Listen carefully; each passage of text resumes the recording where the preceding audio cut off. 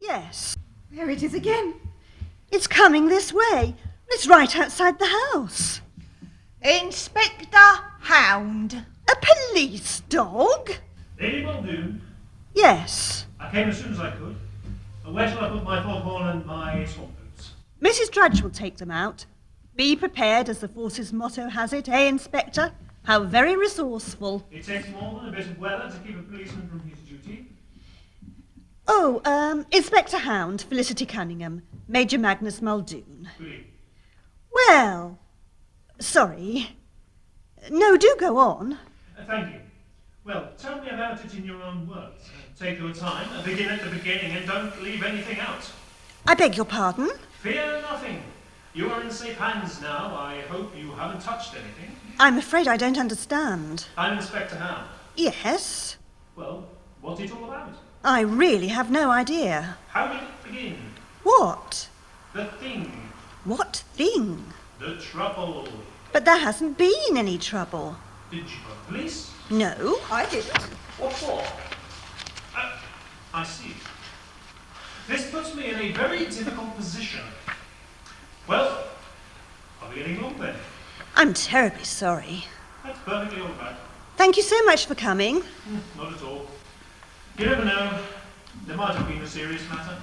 Drink? More serious than that, even. Drink before you go. No, thank you. Well, I do hope you find him. Find him, madam. Out with it. I thought you were looking for the lunatic. And what do you know about that? Well, it was on the radio. Was it indeed?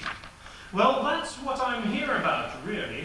I didn't want to mention it because I didn't know how much you knew. No point in causing unnecessary panic, even with a murderer in our midst. Murderer, did you say? So that was not on the radio. Well, whom has he murdered, Inspector? Perhaps no one yet. Let us hope we are in time. You believe he is in our midst, Inspector? I do. If any one of you have recently encountered a youngish, good-looking fellow in a smart suit, white shirt, hatless, well-spoken, someone possibly claiming to have just moved into the neighbourhood, someone who on the surface seems as sane as you or I, then now is the time to speak. Don't interrupt. Inspector. Very well. No, Felicity. Please, Lady Cynthia, we are all in this together. I must ask you to put yourself completely in my hands. Don't, Inspector. I love Albert. I don't think you quite grasp my meaning. Is one of us in danger, Inspector? Did it strike you as odd that on his escape the madman made a beeline for Muldoon Manor? It is my guess that he bears a deep-seated grudge against someone in this very house. Lady Muldoon, where's your husband? My husband? You don't mean... I don't know. But I have a reason to believe that one of you is the real McCoy. The real what? William Herbert McCoy, who, as a young man, meeting the madman in the street and being solicited for sixpence for a cup of tea, replied, "Why don't you do a decent day's work, you shifty old bag of horse manure?" in Canada all those years ago, and went on to make his fortune. The madman was a mere boy at the time, but he never forgot that moment and henceforth carried in his heart the promise of revenge. Is there anything you have forgotten to tell me? So the madman has struck. Oh, it's horrible, horrible. Yes, just as I feared. Now you see the sort of man you are protecting. I can't believe it. I'll have to tell him, Cynthia. Inspector, a stranger of that description has indeed appeared in our midst. Simon Gascoigne. Oh, he had charm, I'll give you that. And he took me in completely. I'm afraid I made a fool of myself over him, and so did Cynthia. Where is he now? He must be around the house. He couldn't get away in these conditions. Right.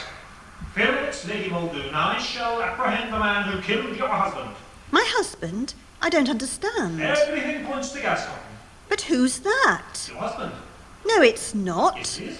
I tell you it's not. I'm in charge of this case. But that's not my husband. Are you sure? Oh, for goodness sake. Then who is it?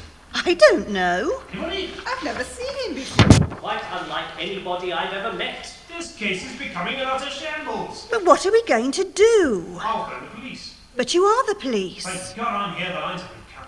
You mean? Yes. We're on our own, cut off from the well, and in grave danger. You mean... Yes. I think the killer will strike again. You mean? Yes. One of us ordinary mortals thrown together by fate and cut off by the elements is the murderer. He must be found. Search the house.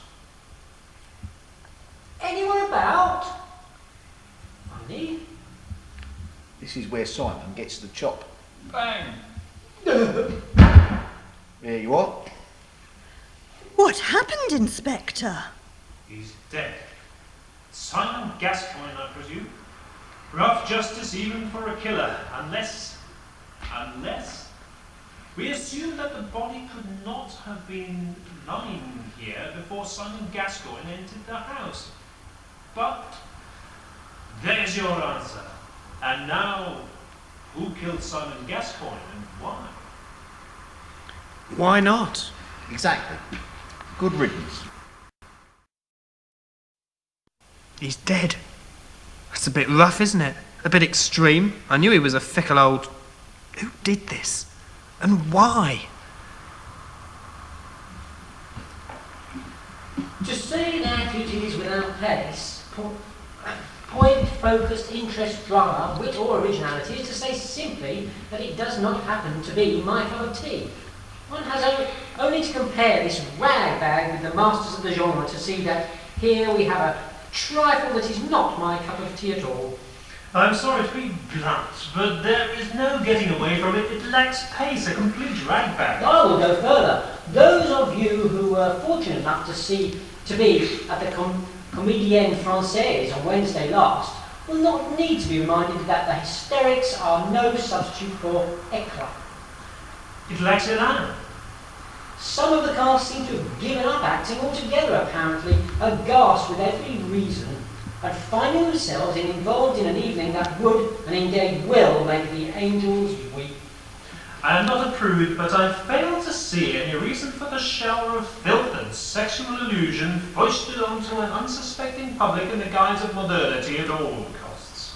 Well, Inspector, is this your man? Yes. It's Simon.